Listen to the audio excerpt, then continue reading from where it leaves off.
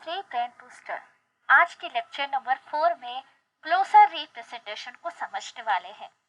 हमारे theory of computation में कितने टाइप के क्लोजर को यूज किया जाता है।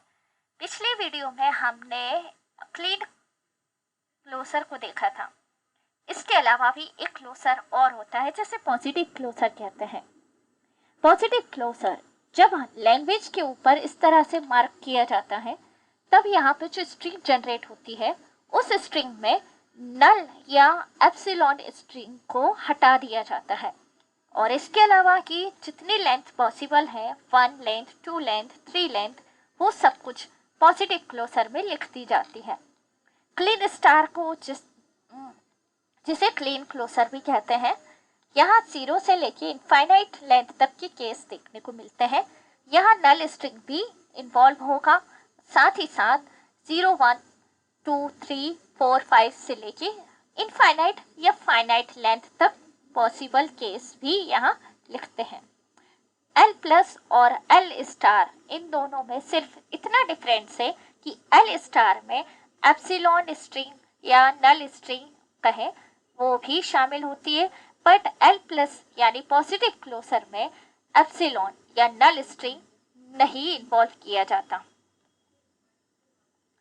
हम इन दोनों स्टेटमेंट को इस तरह से लिखना चाहें कि L star is equal to epsilon L plus. यहाँ पे जो दोनों तरह की लैंग्वेज जनरेट होगी वो दोनों ही इक्वल होगी। L स्टार जिसमें कोई भी लैंग्वेज है और उसमें स्टार लगा दिया जाए तो यहाँ एप्सिलॉन से शुरुआत होती है, एप्सिलॉन।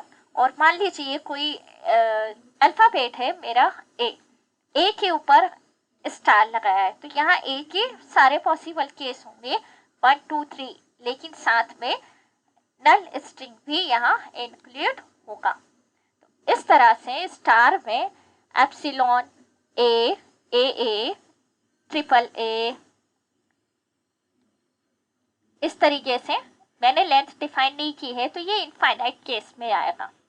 ओके, और वही L प्लस की बात करें तो L प्लस का जो पार्ट होगा वो इस तरह से जनरेट होगा, एप्सिलॉन को छोड़कर ए यानी 1 लेंथ 2 लेंथ 3 लेंथ सारे लेंथ के पॉसिबल केस होंगे, सिर्फ 0 लेंथ यहाँ इंक्लूड नहीं होगा।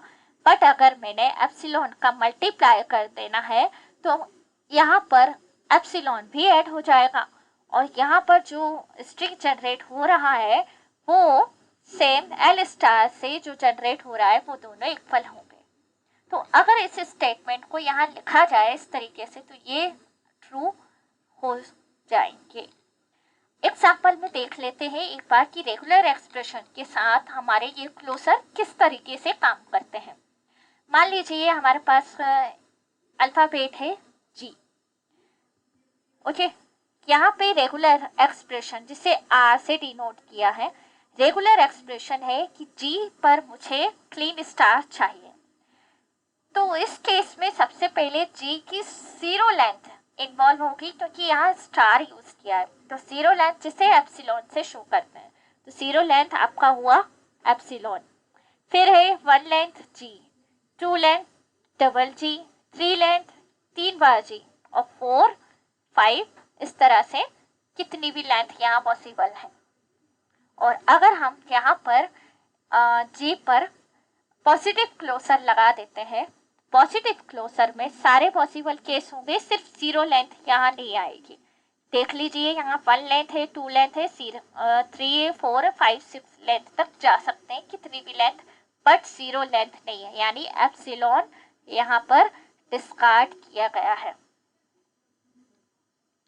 अगर मैं किसी भी सिग्मा स्टार की बात करूं तो सिग्मा स्टार में सारे पॉसिबल केस होते हैं जो पिछले वीडियो में मैंने एक्सप्लेन किया था, एक बार फिर बता रही हूँ। इस ऑपरेशन को क्लीन स्टार या क्लीन क्लोजर कहते हैं और जिस किसी भी अल्फाबेट इनपुट पर ये ऑपरेशन लगा होता है, ये क्लोजर लगा दिया जाता है, उसमें आपको ध्यान रखना है कि यहाँ नल स्ट्रिंग यानी एप्सिलॉन को भी लेना है और जिस भी अल्फाबेट पर पॉजिटिव क्लोजर यानी प्लस का मार्क होता है वहां आपको नल स्ट्रिंग यानी एप्सिलॉन को हटा देना है। और बाकी सारे पॉसिबल केस होंगे। अगर हम बात करें इसको डीपली में कि इस टाइप का जो ग्लोसर है वो कौन सा ज़्यादातर यूज़ करते हैं, तो आईटी प्रोफेशनल्स और इंजीनियर्स जो अपने प्रोजेक्ट पर काम करते हैं, लैंग्वेजेस में काम करते हैं, तो इस टाइप का क्लीन स्टार सबसे ज़्यादा यूज़ किया जाता है, क्योंकि एक यही ऐसा क्लोजर है जो सारे पॉसिबल कैरेक्टर स्ट्रिंग या सेट ऑफ स्ट्रिंग्स कह ले, ये सभी पॉसिबल केस बनाने की एबिलिटी रखता है, और इसी वजह से इस टाइप के ऑपरेटर को यूनरी ऑपरेटर भी कहते हैं। ओके, तो यहाँ पर आपको सिर्फ इतना ध्यान रखना है कि क्लीन स्टार एक ऐसा मेथड है जो सारे इंडिविजुअल एलिमेंट्स को तो रखता ही रखता है, साथ में जो पॉसिबल केस होते हैं कॉम्बिनेशन से वो भी इंक्लूड करता है, 0 लेंथ से लेके इनफाइनाइट लेंथ तक। अगर मैं एक इनपुट स्ट्रिंग लेती हूँ, इनपुट स्ट्रिंग GFG एक इनपुट स्ट्रिंग है। अब मुझे यहाँ पर ये बताना है कि इस स्ट्रिंग पे मैंने स्टार यानी क्लीन स्टार अप्लाई किया है, तो यहाँ पे किस टाइप से लैंग्वेज जनरेट होगी, कौन कौन सी स्ट्रिंग बनेगी। तो सबसे पहले GFG का 1 लेंथ 2 लेंथ तो पॉसिबल नहीं है, क्योंकि ये ऑटोमेटिक पहले ही देखे तो ये 3 लेंथ का है, एक 3 लेंथ की इनपुट स्ट्रिंग दी है। अब इन्हीं का ही यूज़ करके मुझे यहाँ पे बहुत सारे स्ट्रिंग जनरेट करनी है जो एक सेट बनाएगा। तो पहला 0 लेंथ का पॉसिबल केस बन सकता है, क्योंकि यहाँ मैंने क्लीन स्टार यूज़ किया हुआ है, तो एप्सिलॉन आएगा, ई के ऊपर स्टार है इसलिए सबसे पहले एप्सिलॉन आएगा, फिर ये पूरी की पूरी स्ट्रिंग एक स्ट्रिंग बनाएगी, फिर इसके बाद कॉम्बिनेशन चेंज होना शुरू होंगे, जिसमें 1 2 3 4 इस टाइप के और स्ट्रिंग में ऐड होना शुरू हो जाएगा। जो मैंने कॉम्बिनेशन की बात की थी वही यहाँ पर आ रहा है। GFG में एक सिंगल G ले ले, एक सिंगल F ले ले, या एक सिंगल G ले ले, तो इस तरह से कॉम्बिनेशन बनेगा। GFG में एक बार G लगाया है, ठीक है, फिर उसके बाद पीछे की तरफ G लगा रहे हैं, फिर कितनी बार भी G ले सकते हैं, कितनी बार भी F ले सकते हैं, कितनी बार भी हम GFG को रिकॉल कर सकते हैं, इस तरह से बनेगा। पर यहाँ आपको ध्यान ये देना है कि 1 और 2 लेंथ का स्ट्रिंग जनरेट नहीं होगा।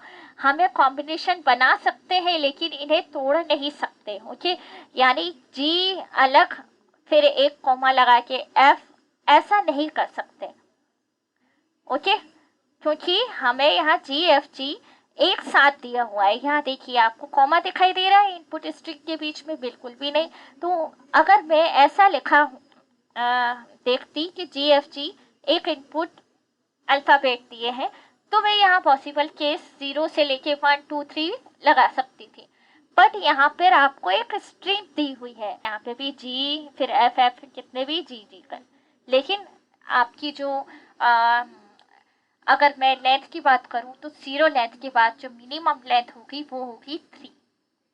क्लीन स्टार एक इनफाइनाइट सेट है, लेकिन अगर हम कोई ग्रामर रूल डिफाइन कर दे तो ये फाइनाइट सेट की तरह काम कर सकता है। आई होप आपको समझ में आ गया होगा क्लियरली कि क्लीन क्लोजर और पॉजिटिव क्लोजर हमारे इम्पोर्टेंट क्लोजर है थ्योरी ऑफ कंप्यूटेशन में, और इसी के बेस पे हम आने वाले वीडियो लेक्चर्स में लैंग्वेज और अपने नए नए ऑटोमेटा को जनरेट करने की कोशिश करेंगे। तो बने रहिए हमारे साथ। अगर आपको लेक्चर्स पसंद आया है तो लाइक और शेयर ज़रूर करें। कमेंट सेक्शन में आप कोई भी डाउट पूछ सकते हैं। नेक्स्ट वीडियो में मिलते हैं। अगर आप हमारे चैनल पे नए हैं और अभी तक आपने चैनल को सब्सक्राइब नहीं किया है तो अभी सब्सक्राइब करें। Thank you very much.